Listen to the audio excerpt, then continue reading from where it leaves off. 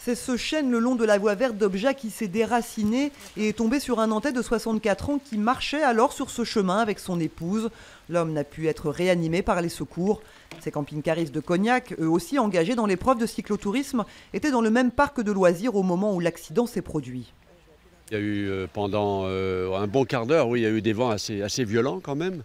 Et comment vous dire, toute la poussière, tout a volé, les branches ont volé. Et puis bon, on a vu arriver les pompiers, ce mur, moi, je pensais pas que c'était si grave, quoi.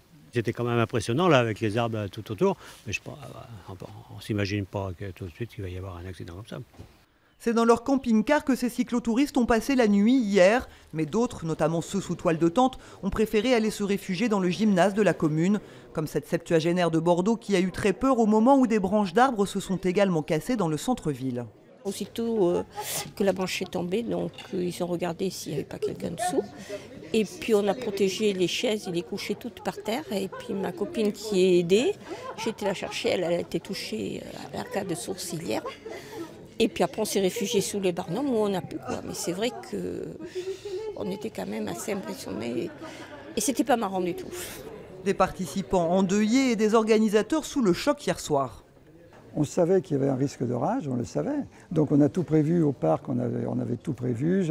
On a prévenu tous les camping-caristes, tout le monde était au courant. On a passé des messages même dans la journée pour dire qu'il y avait un risque.